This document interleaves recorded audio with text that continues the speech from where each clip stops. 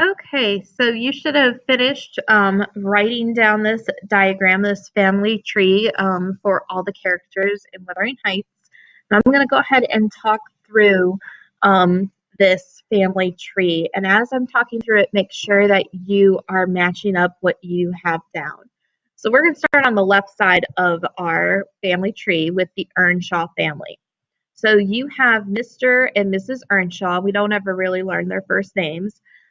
These characters die off pretty quickly within the book.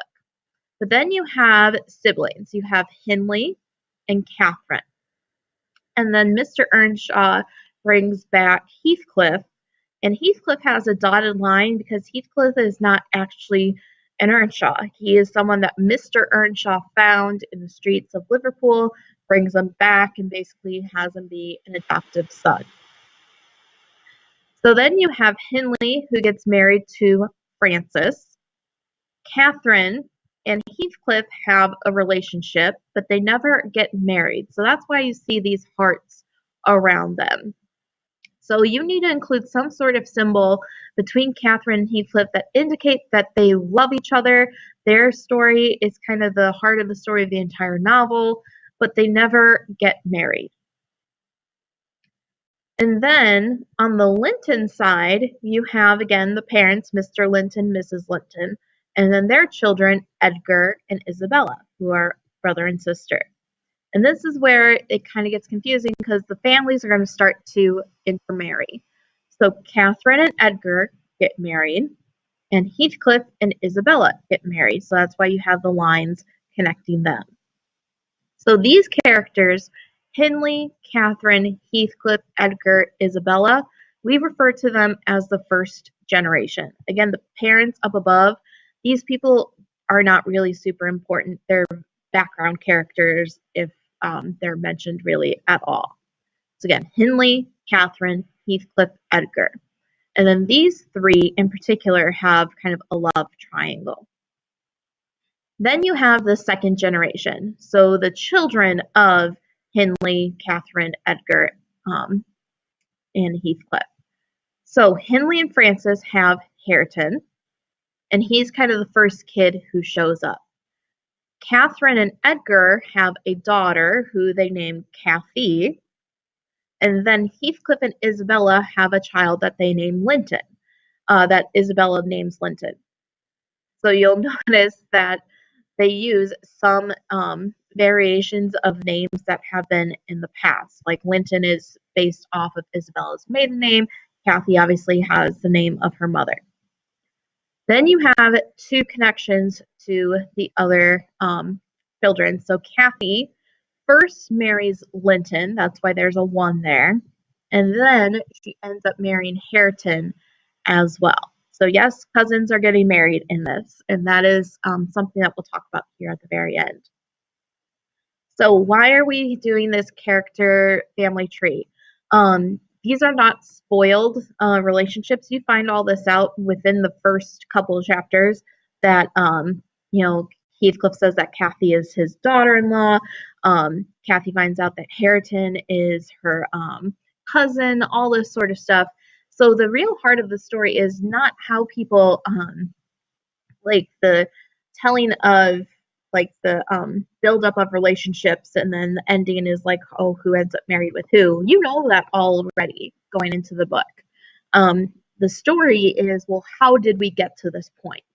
And so you already know the relationship, you already know who ends up with who. It's more like, so how did we get there? And then this quote at the bottom is something that is from one of the chapters of the book as well. When you guys take your quiz on Thursday, most of the quiz will be asking you about some of these character relationships. So again, this slide in particular is super important. Okay, another kind of diagram here. There are two narrators of the story. The first one you guys meet right away in chapter 1, and that's Mr. Lockwood. He is the new tenant of Heathcliff's. He's going to be renting out Thrushcross Grange from Heathcliff. So Mr. Lockwood, he's there. He's kind of looking around. He's like, I can tell that there's awkward tension amongst all these characters. And then in chapter 3 and chapter 4, he meets Nellie Dean, who is a servant of the Earnshaw family. She's the one who raised the first generation children. So she was around when Heathcliff, Catherine, and Hindley were children. So Mr. Lockwood meets her and he asks Nellie, hey, what's the story here with all these characters? And so Nellie then kind of divulges how we got up here. So if you're looking at this diagram, the R is you, the R is the reader.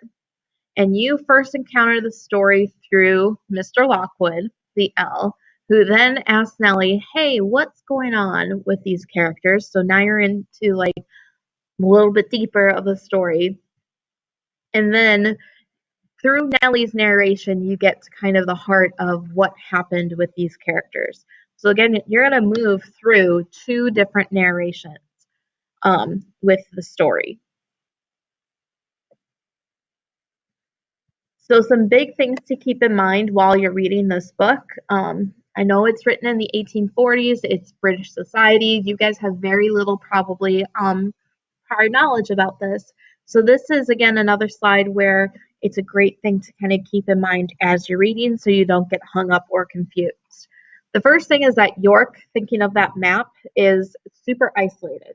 It's in a part of the country where there isn't really a whole lot around. The moors, even more so. So these people really only have each other. There isn't like a town next door that they can go to meet other people.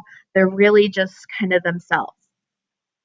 Another big thing is that marrying your first cousin during this time was a norm, especially for the upper class. So the Earnshaws and Lintons are wealthy families.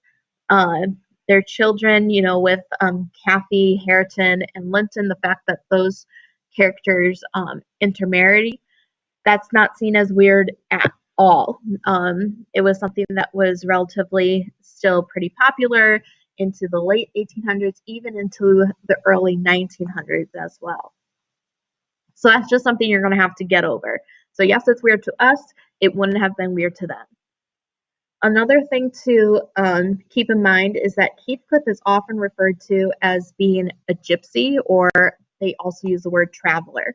That traveler is kind of a British word for gypsy. So gypsy is someone who's seen as the ultimate outsider. These are people who are kind of beggars. They're seen as dirty, as immoral. They see him as demonic or supernatural. Gypsies were fortune tellers. They did kind of like magic tricks and all that stuff.